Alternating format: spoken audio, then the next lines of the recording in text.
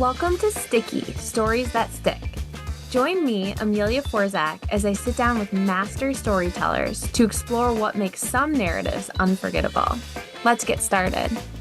Hi, I'm Amelia Forzak, the host of Sticky, Stories That Stick, where I sit down with successful executives, entrepreneurs, and thought leaders to uncover the pivotal moments that shape them and explore what transforms personal experiences into stories that truly stick with audiences. Whether you're crafting your next keynote, writing a book, or simply want to connect more authentically with others, you'll discover the psychology behind memorable storytelling and learn how to turn your own life experiences into narratives that resonate and inspire action. This episode is brought to you by Pithy Wordsmithery, a Chicago-based boutique firm founded by yours truly, Amelia Forzak. I'm a New York Times bestselling ghostwriter, and I love helping people write and market and publish their books. Since 2011, my team and I have helped many executives and entrepreneurs turn their stories into bestsellers and their brands into thought leadership platforms. Our readership is in the hundreds of thousands, so even if you haven't heard of us, there's a decent chance you've read something we've written.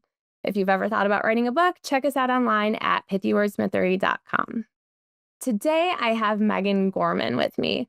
Megan is the author of the best-selling book, All the President's Money: How the Men Who Govern America Govern Their Money. That actually came out last year and came out in paperback just yesterday. She is also the managing partner of a high net worth tax and financial planning firm. She lives in Newport Beach with her husband, Roger. And Megan is actually one of my favorite clients. I love her so much. So Megan, thank you so much for joining us today. Yes. And I'm thrilled to be here because I think talking about how to create great storytelling is so important. And, for anyone listening, I have to tell you, I was actually one of Amelia's coaching clients. But one of the things that was so important in writing my book was figuring out how to frame stories so that they're engaging. Because I was going to write about history and finance. And for a lot of people, those could be incredibly boring topics. So storytelling and making it sticky was so important.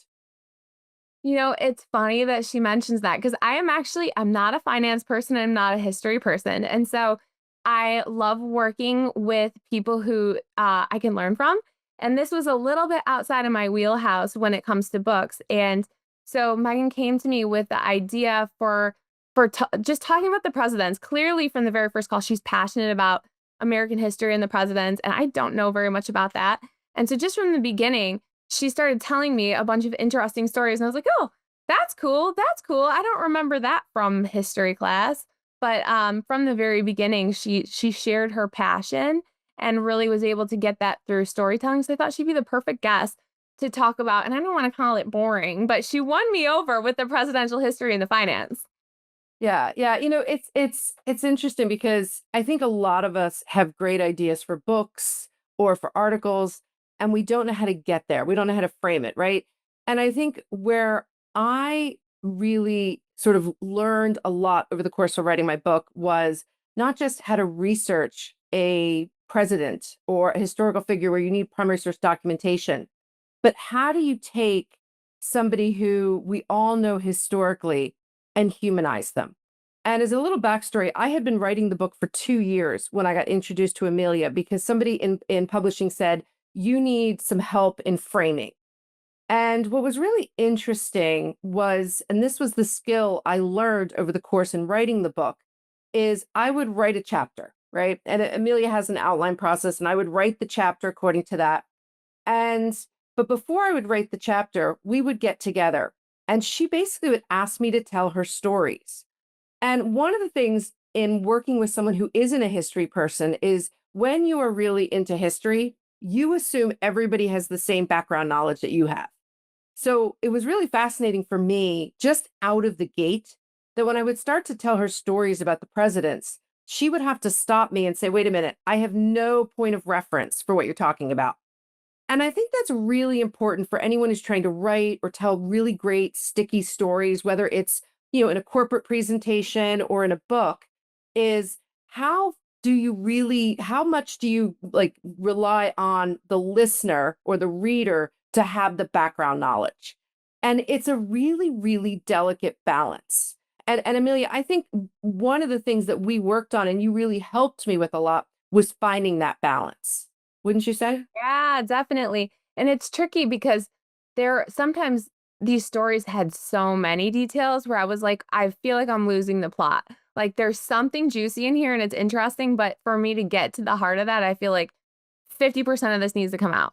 And so we had a lot of conversations like that where it's like, how much do I need to know about this to understand the important part? And anything else, like maybe we can just stash it for something else. And thank God for footnotes. And I love a good footnote. And, I think the thing was for me, I also started to tap into what did I love to read? And, when I look back, I loved Vanity Fair when Tina Brown and Graydon Carter edited it. And I bring this up because what I always loved about Vanity Fair, and I think other or publications like Airmail also do this now today, which is also Graydon Carter, is I think for people to like a story, you want to have a mix of highbrow and lowbrow, right? I mean, we all want to talk about money in a very intellectual way and sort of think about it a certain way, but we also like the Real Housewives, right? So it's finding that sort of balance between the two. So for me, in taking a subject that could be dry, could be boring, could put the reader to sleep, it was really important for me to get the stories down and then tailor them to make them engaging to the reader, to have that balance between highbrow and lowbrow. And what I learned over the past, probably, I worked on the book for over 4 years. What I learned in writing the book and then refining how we did it was that you could get a story down to a really tight narrative that got the reader engaged. And so a lot of the feedback I get about my book is it was a fast read, it was really engaging, it was, I could put it down and then pick it back up a month later, and I wasn't losing my place. And to me, that's the ultimate compliment in crafting these stories so that the reader could be engaged.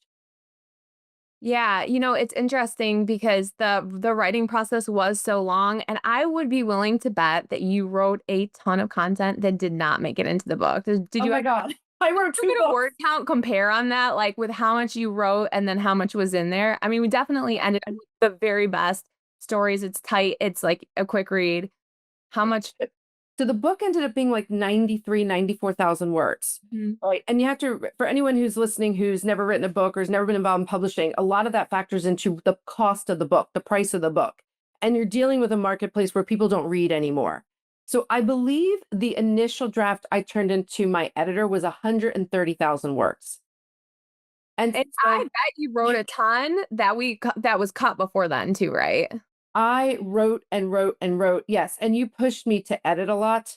And I mean, part of it is I think when you're doing these stories that are so researched, you almost sort of vomit all over the place, right? And you have to keep sort of tying yourself in.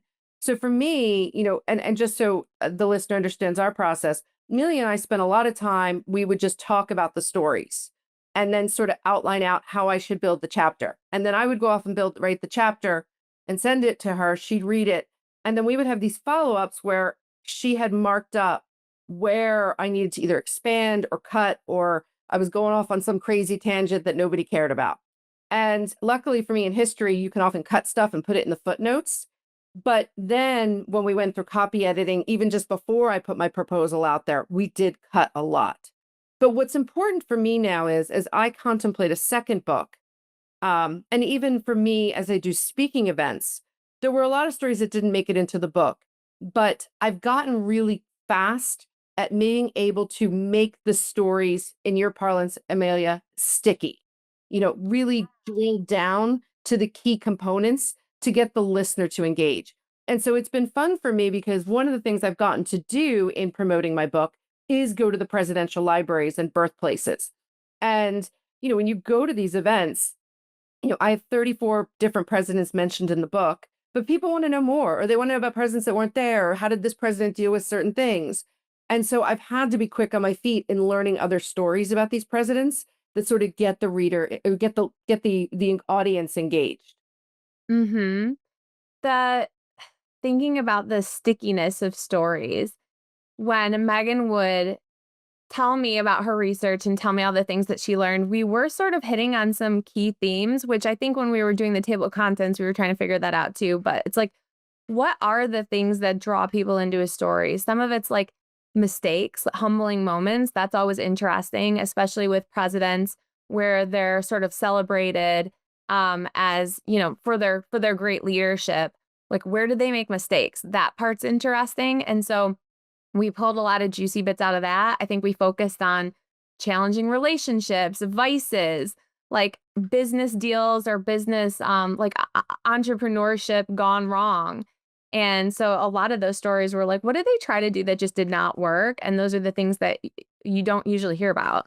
Right. And that's the stuff that people really enjoyed. And I think part of it is in telling stories, particularly historical figures, you're trying to humanize them. You're trying to make them just like us.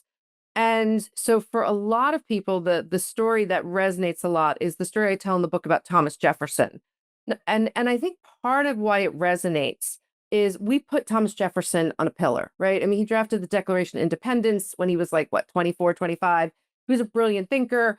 He was a great president. He built the country in terms of acquiring the Louisiana Purchase and so on. But he seems infallible. And so what was really important is the story I tell is how he almost loses Monticello and almost goes bankrupt at the end of his life. And for people, that's just been a huge hook. It's been like, oh my God, this is this person I didn't think was, failing in any way sense. And here he is, he did. And it makes him very, very relatable. And so I think that that was incredibly important in how we structured the book.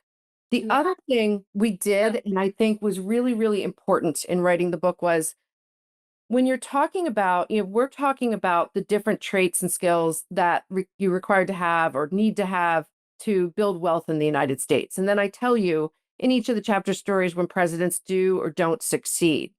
But one of the things that I did that I think actually worked really well in the book is one of my overarching arguments is money problems are the same regardless of who you are and when you live, right?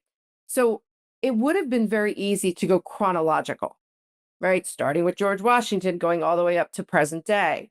But instead, we bounced around in structuring the book. And when I wrote the book, I wanted to make sure from a timeline standpoint, just because we were talking about you know, Bill Clinton didn't mean we couldn't go all the way back and talk about James Monroe in the same chapter, Yeah. right? Yes. And so I think because in a subconscious way, as I was telling the stories, I wanted people to relate to the fact that it's not about when you were born.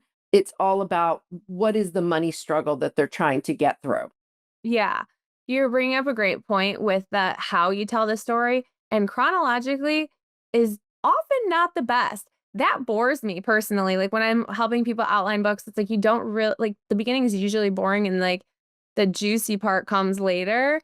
And so you don't usually want to set it up like that. I mean, even with memoirs, there's usually a flashback, flash forward, something that breaks it up a little bit. Yeah. So for this book, we were trying to organize it by like what are the topics that will resonate with people the most? And yeah, I think financial struggles have always been something that's always existed. And going back to Thomas Jefferson, one of the things that I will never forget, you told me about how his last written correspondence was asking for more wine on credit, right? Because didn't he run out of money, but he still needed his wine because he loved to throw big parties and he had expensive taste. He liked his French wine and he needed that. Well, and also it's hard to change your stripes after a certain point in time, right? These habits and how you spend money are very deeply ingrained in you. But again, when we were when you're sort of thinking about how do you write a book like this, you bring up something I think I had heard during pandemic. During pandemic, I did I think it was something called masterclass. I don't know if you've ever seen this. And I did the masterclass with Malcolm Gladwell. And one of the things he said, and it resonated with me, it actually lived up to what he said to do, is he said, readers are always looking for candy. You may be trying to deliver a huge point, but don't be afraid to tuck in the candy inside, the story and inside the story you're trying to tell to keep them hooked. And I'm holding my book right now because as I go back and I look at this, and by the way, it's so funny to read it in print form because I read it on a computer for so long in making changes, is I often tried to throw candy in whenever I could. And that's because when you're creating sticky stories, I work with wealthy people. And if you ask me, besides my like technical skill set, I am very good at doing, I am a very good cocktail party conversationalist. Because when you are working with very high net worth, very smart people, they want to be surrounded by smart and interesting. And so, I felt like in writing the book, I wanted to give them little things that they could throw out at a cocktail party story. And so one of the things I even did is on the back of the book, when we were doing the cover, I give like 6 little facts, right? Like one of them says, Jerry Ford donated blood for $25 a pop every 2 months to help pay for his college tuition. I mean, it's a sentence, but it tells a story and it starts to create that stickiness to tell you what the further stories are going to feel like. And that's sort of that advice from Malcolm Gladwell about like putting the candy in. I think it's really important in storytelling. I love that so much. I think that also shows why you're so unique with this niche because you are a fun guest to have at a cocktail party. And usually that's not your, well, I guess I shouldn't judge people, but I wouldn't normally think of that as like your historian, like political I'm historian. a tax attorney. I talk about taxes and estate planning. It Yeah. can be boring, trust me. But also, like, you're the kind of person I would want to talk to at a party. You'd have something interesting to say. You'd keep it going and be lively. Like, and for you guys listening, Megan is like, she does interviews. She's on TV. People want to hear her speak. She's all over the place. And like, you're talking about something that is, you're making something exciting that is not normally that exciting for people.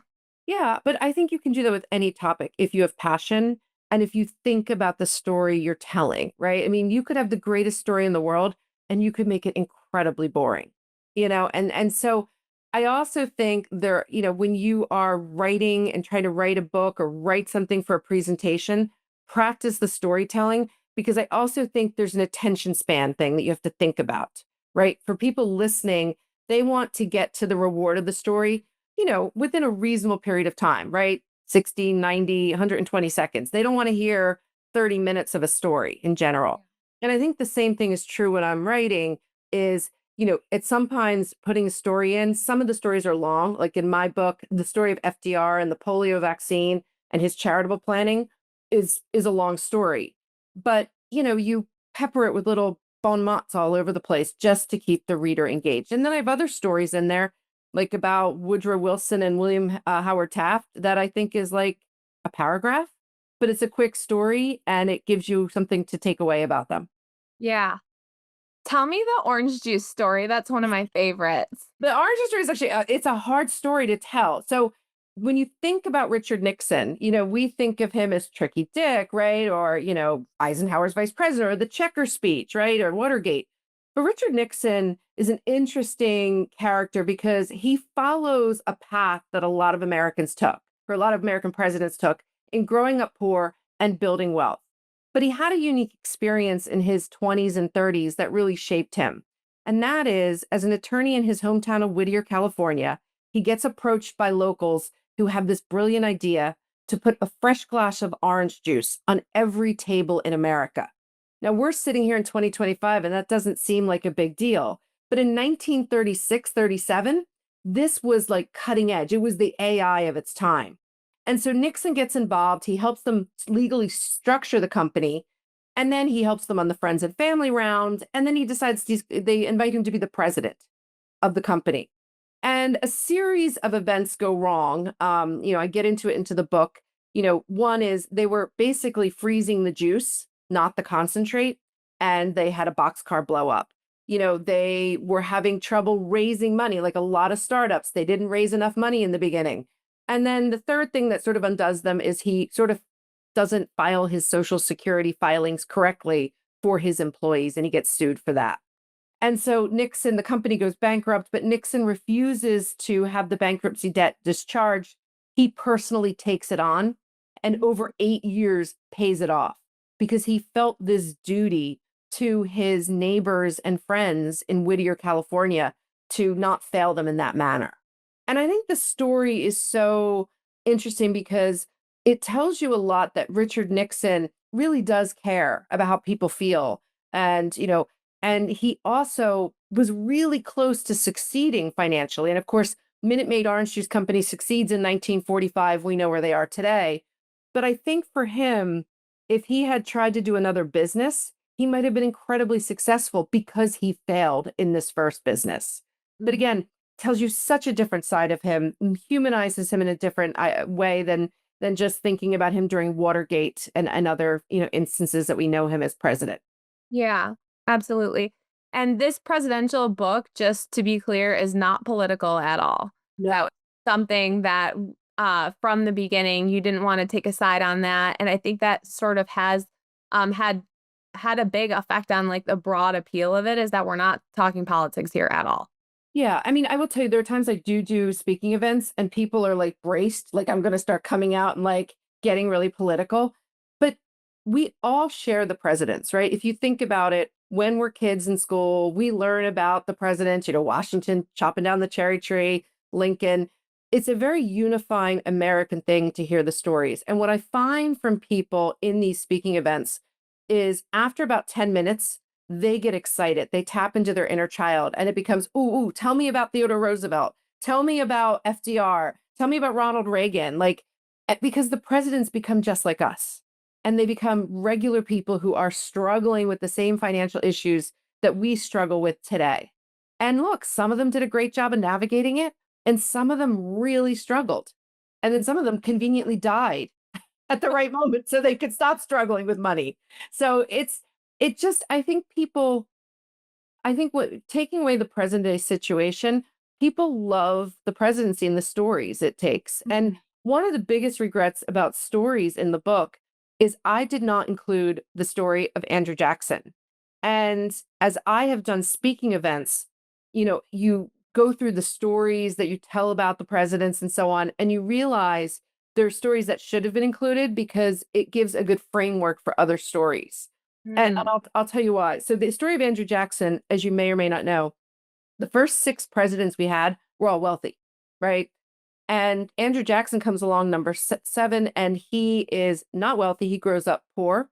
His father dies before he's born. His mother and his brothers all died during the Revolutionary War. Jackson and one of his brothers are actually prisoners of the British. And he has to start out in life, and he's got really no money. And why I tell you this is when you look in the book, one of the sort of storylines or the hero's story I'm telling is that of the poor boy who grows up in this country, has a big dream, and goes out into the world and achieves it. And when you think about the presidents and all the presidents who grew up poor, Nixon, Ford, uh, Reagan, Clinton, Andrew Jackson is the one who started the path that they all followed. So that is one regret in terms of storytelling that I didn't have that in the book. Well, book number 2, I don't know. It's hard to figure out book number 2. You know what I mean? Because it's easy to do the same thing, right? I'm trying to think through storytelling in a way that people will keep engaged, right? And then one of the beauties of doing storytelling about the presidents is a lot of their information is public, particularly the ones that are like dead, right? A lot of that stuff is just getting access to their bank records, FDR's tax return, George Washington's balance sheets. These are all in the public space. It's sometimes harder to do the more modern presidents because some of the stuff is still protected or, you have to go to different sources to find out about them. Yeah, definitely. The presidents also I think gave you obviously a ton of material because you've got great stories, you're working with clients. You obviously can't always share what you're talking about or, name names or anything like that. But I remember sort of like coaching you to try to talk a little bit more about some clients, at least like to bring in more of the financial examples if you need it to make more points. And then also to be present in the book. That's a thing that whenever I'm coaching authors, I'm always trying to make sure that they're present when you're reading it and you remember why they're the person telling the story and what their qualifications are. Obviously, Megan has a ton of qualifications. And as a lot of people who are like that, I feel like she she's humble. She's not like in your face telling about like what makes her part of the story. And so sometimes for authors, I kind of have to bring that out of them a little bit to be like, no, I want to hear about you. I want to hear your stories and that kind of thing. What was that like for you? Because I feel like you were uncomfortable during It that. was, oh, totally. I work in a space that is incredibly private, right? The wealthier you are, the more you want privacy and you want access to things that others can't have. So putting myself out there is often uncomfortable for me. But one of the things when you were coaching me that you really sort of impressed upon me is I needed three through lines in every chapter. I needed the president's stories, right? But what you said to me at one point, and it was an aha moment for me writing, and it actually made it easier writing because I always would say, okay, I got the president's story. Now I got to add this and I got to add that. Is you said to me, you're really not talking about the presidents. You're talking about your clients because you're telling them what you see people do, right? The behavioral finance of it, but you're using the presidents to frame it. So in every chapter, I had to have three through lines. I had to have the presidential stories. I had to have, and usually I did like three stories in the chapter with a couple of nuggets. I would have the through line on, let me tell you a similar story of my client. And then like, and with that, like sometimes what the technical financial thing is going on, right? Like James Monroe being an ostrich and sticking his head in the sand. Like we see that behavior all the time. And I can give you examples. And then you made me become a character in the story, right? And one thing that people always mention to me and my clients who've read the book is they're like, oh, we read you have a crush on Herbert Hoover. And I do say that in the book because he's so good with money and he's such a giving person. He really used his money to help others, which is very admirable. But that aha of, oh, these three strands have to be there and don't be afraid to put yourself in was really good because it also let me at times be a little more casual with language.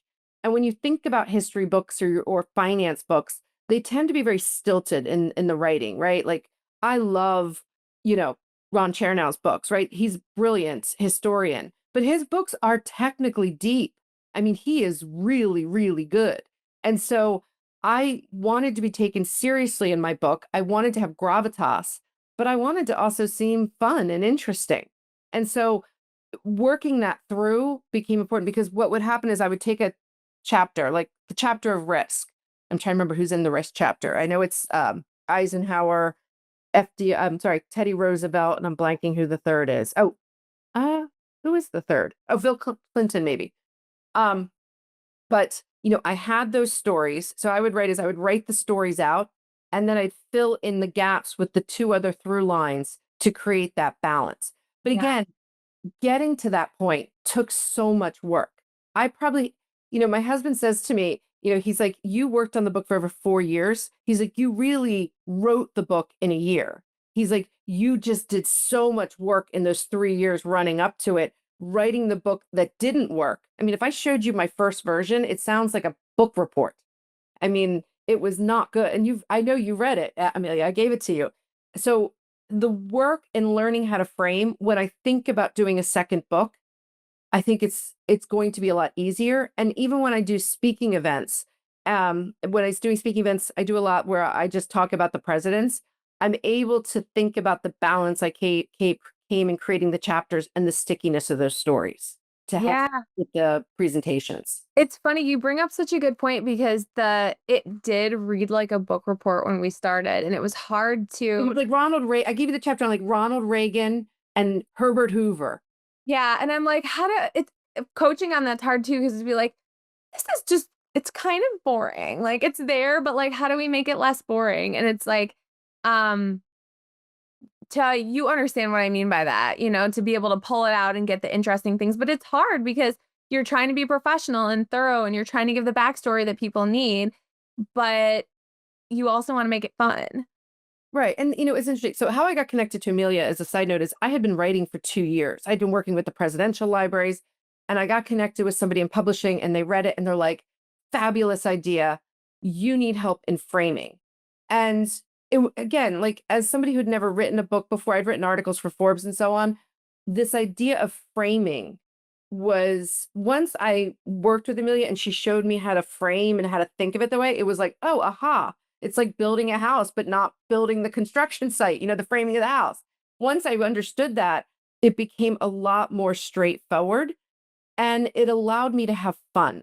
I struggled in the first 2 years of writing the book because I thought it was boring and I knew the topic was interesting and I just couldn't crack that nut. I was like, why can't I get to this? Why can't I make this fun? Because when people would ask me and I would talk about it, I could make it fun. And what's been interesting in doing a lot of my speaking events is I do some speaking events where I lecture, right? It's part of the deal. But the ones that I actually have found fun, and they're on C-SPAN airs.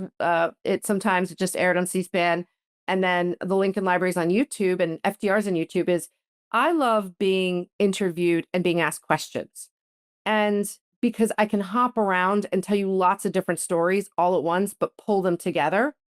And I think part of that comes from my training. So, as background, I started my career at Goldman Sachs and I worked with wealthy people there.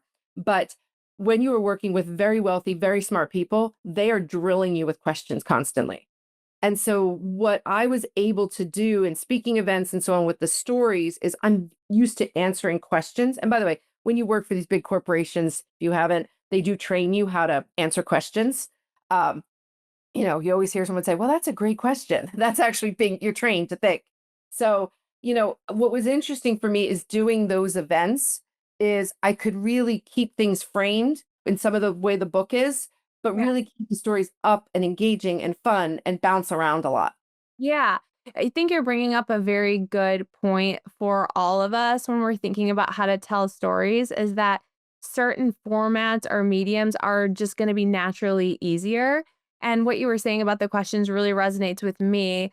I answer a lot of questions. I've probably been on 400 sales calls. I interview people and I'm very good at answering questions. If I had to go give a 60-minute presentation, that would stress me out. And I feel like the content would maybe not be as good as if I was on a panel so as storytellers, having some control over the medium, I think, um, is helpful, or at least like knowing what your strengths are to figure out like how you can sort of like play to them and just be aware of like where things might start to go awry. Because like if you're doing a longer format, like writing, a book specifically, I think that does kind of people get in their head a little bit and they get overly formal and boring. And like, how do you not do that?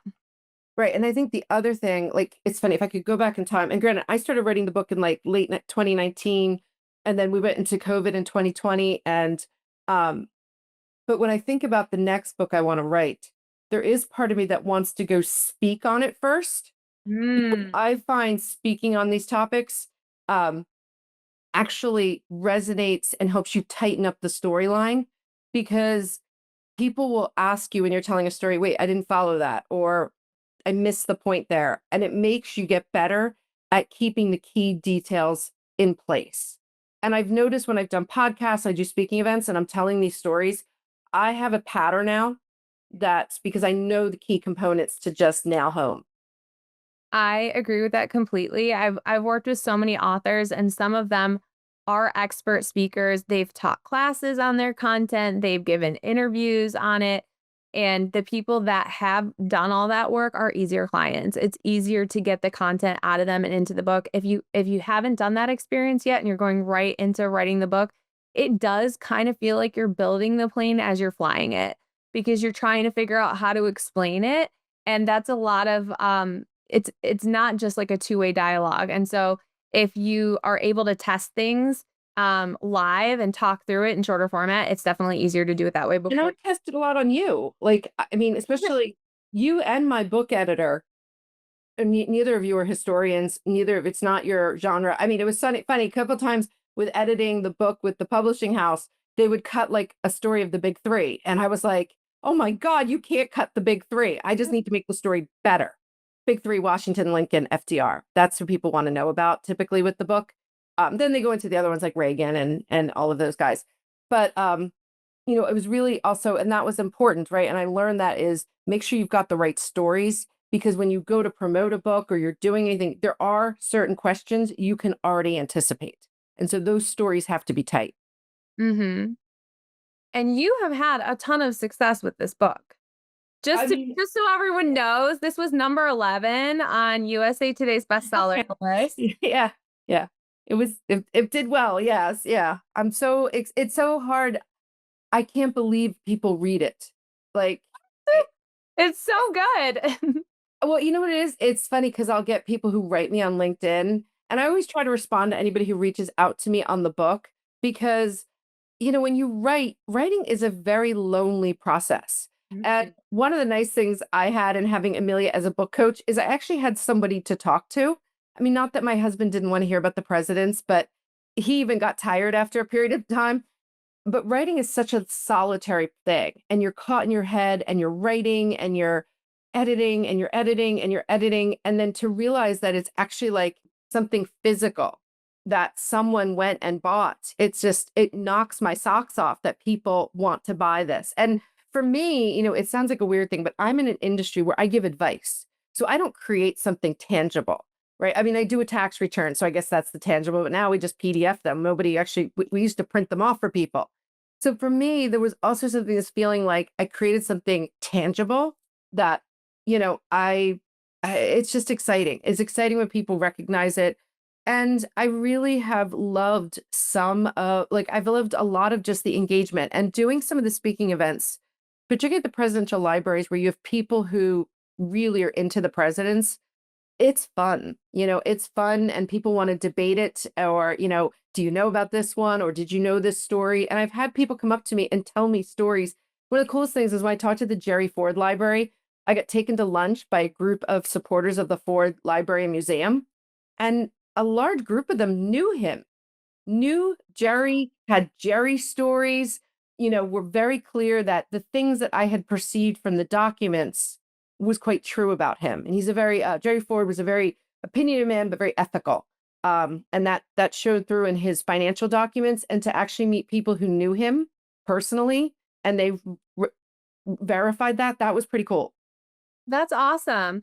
Yeah, I think a lot of authors find that once the book is out there, it's a super rewarding process. People are engaging in the content that you've just had in your head for so long, and it feels so good. I think, like you were saying, it can be a very lonely process, and it shouldn't be. Like, that's part of the whole reason I love working with authors. Like, I want to make something fun instead of hard. When people are struggling through it, like, let's enjoy our lives. Like, why don't we figure out how to make this like a rewarding experience during the process and make it better? And that also increases the chances people are actually going to finish, because so many people start writing a book, they get discouraged and they just don't go all the way through. So yeah, if you're writing a book, like, let's make it fun. Let's get it across the finish line so that you can get it into readers' hands and get that great feedback from people. Exactly. Exactly. And it's hard. Writing a book is if I was on my deathbed today and people said, "What are you proudest of?" or "What are the 5 things you're proudest of?" The book would be one of them. Because again, it was something I'd always dreamed of doing. And I had loved the presidents since I was like 5 or 6, always was reading about them.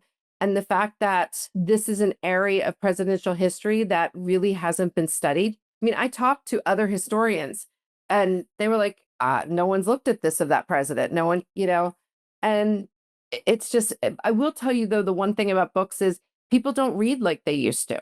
And so the hardest part being an author is trying to get people to get your book in their hands, right? Because it's very hard to get in the bookstores. It's a very distinct process. And we do live in a day and age of celebrity. And so that's one of the harder parts about the books. So if you know anyone who's got a book and they're out there pushing it, be as supportive as possible because it is so hard to get your book sold. It is, absolutely. If you know an author, please buy their book. It doesn't matter if you aren't that interested in the subject matter, please buy it. Buy it for a friend. Yeah, it can be difficult for sure. Yeah. So, I mean, when you look at what like the average book sells, you'd be floored considering all of the time and commitment that goes into it. yeah. So I mean the book is also a marketing piece for businesses. That's why a lot of nonfiction authors are doing it, and it's a way to get in front of people and have those conversations and do more storytelling in person, whether it's like at the at events or even on TV. You've done like TV interviews and podcasts and that kind of thing. And so you're honing the message in the book, and then you can take it into other mediums as well. Exactly. Yeah. And I mean, for me, it's opened up a lot of other things that I didn't do it to get business for my firm. I did it more because I loved this. It's a passion project, but it also means like I really could continue to build on it from a history standpoint. Mm-hmm. Yeah, it definitely shows your expertise in finance. Yeah. And So, presidential yeah, money. absolutely. Well, I love the book. It's definitely one that I recommend to family and friends, and one that I always bring up when people are like, "Are you working on anything interesting?" I'm like, "Ooh, yeah." This president's book was pretty good. So, you can find that book in bookstores. You can also get it on Amazon. Again, it's called All the President's Money: How the Men Who Govern America Govern Their Money by Megan Gorman. And Megan, thank you so much for joining me on Sticky Stories That Stick. Oh, thank you for having me. And, I can never thank you enough for all the coaching and that you did with me to help me deliver really good storytelling. So thank you. Aw, you're sweet. You're one of my favorites. All right. Thanks, everybody. Thanks for listening to Sticky Stories That Stick. We'll see you again next time. Be sure to click subscribe to get future episodes.